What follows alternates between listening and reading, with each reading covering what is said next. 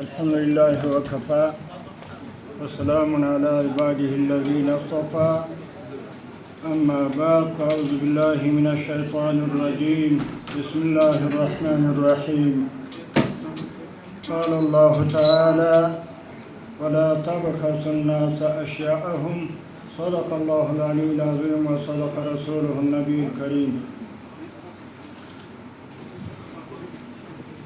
د افغانستان اسلامی امارت ریاست الوزراء محترم اداري مرستیال، د کابینې محترمو وزیر صاحبانو، علماء کرامو، د خصوصي سکتور محترمو استازو، سوداګرو او پانګوالو، میلمنو او ټولو قدرمنو حاضرینو ته السلام علیکم ورحمت الله وبرکاتو.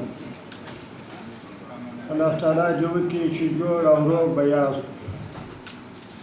خوشحاله یم چې نن په لومړي ځل په هرات ولایت کې د جنوب لویدیځې حوزې د خوړو، د درملو او صحي محصولاتو د یو معیاري لابراتوار د افتتاح په غونډه کې ګډون کوم.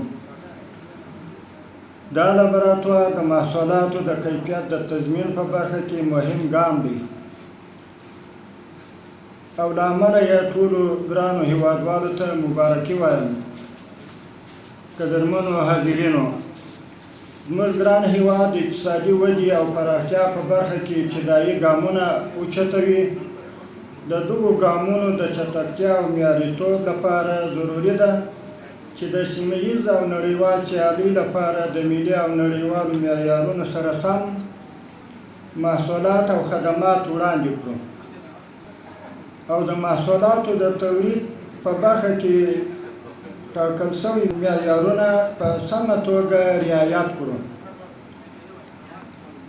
په هېواد کې د محصولاتو د ټیسټ تخنیکي معیاري مرکزونه د محصولاتو او تولیداتو کیفیت او اعتبار تضمینوي او دا د دې باعث ګرځي چې هم په داخلي بازارونو کې زموږ هېوادوال با کیفیته محصولات ته لاسرسی ولري او هم په نړیوال بازارونو کې زموږ محصولات د سیالۍ وړ وګرځي. په هرات ولایت کې د محصولاتو د ټیسټ دا لابراتوار به د خوړو، درملو او صحي محصولاتو کیفیت او اعتبار په نړیواله تخنیکي معیارونو ارزوي. د بې کیفیته او غیر معیاري توکو د مخنیوي زمینه به مساعده کړي او د خلکو د روغتیا ساتنې ترڅنګ به د سوداګرۍ او پانګونې لپاره هم د باور وړ فضا لا پیاوړې کړي. له دې وروسته به افغانستان ته له ګاونډیو او نورو هیوادونو څخه د واردېدونکو خوراکي توکو، درملو او صحي محصولاتو کیفیت او اعتبار د همدې لابراتوار پر بنسټ ارزول کیږي. د بې کیفیته تقلبي او غیر معیاري توکو د وارداتو مخنیوي لپاره به لا ډېره زمینه برابره شي. تر دې مخکې د جنوب لویدیځې حوزې سوداګر اړ و چې د خپلو محصولاتو د ازموینې لپاره کابل ته مراجعه وکړي چې دې کار هم زیات وخت ضایع کوه او هم یې مصرف زیات و. د دې لابراتوار په فعالیت سره به دغه ستونزه حل شي، سوداګري به پیاوړې شي، د خصوصي سکتور لپاره به عملي اسانتیاوې رامنځته شي.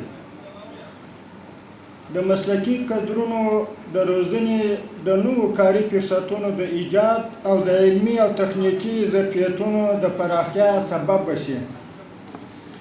دا لابراتوار به یوازې د وارداتي توکو د کیفیت ارزونې لپاره نه وي، بلکې د کورنۍ تولیداتو د کیفیت د تثبیت او د صادراتو د پراختیا لپاره به هم مهم رول ولوبوي. هر هغه کورني محصول چې د همدې لابراتوار له معیارونو سره سم تصدیق شي، کولی شي چې سیمه ییز او نړیوال بازارونو ته لار ومومي. زموږ هیله او هڅه دا ده چې د محصولاتو د کیفیت له اړخه له نورو هیوادونو سره سیالي وکړو او په ګران هیواد کې تولید شوي محصولات په نړیوال بازارونو کې د اعتبار وړ ځای خپل کړي. د هیواد محترمو سوداګرو او پانګوالو، هیواد ته بې کیفیته غیر معیاري او د خلکو روغتیا ته زیان رسونکي توکي مه راوړئ. که چا داسې توکي راوړل پرته له شکه مستردیږي او په هیڅ صورت د دې ډول محصولاتو وارداتو ته اجازه نه ورکول کیږي. موږ باید یو ځای هڅه وکړو چې د هېواد بازار د معیاري او باکیفیته توکو په بازار بدل کړو. د کورنۍ تولیدي شرکتونو په مسؤلینو غږ کوم چې د خپلو محصولاتو کیفیت ته لا ډېر پام وکړي او ملي او نړیوال معیارونه په سمه توګه په پام کې ونیسي، تر څو د ملت او امارت په مقابل کې ټول یو ځای خپل مسؤلیتونه په سمه توګه ادا کړو.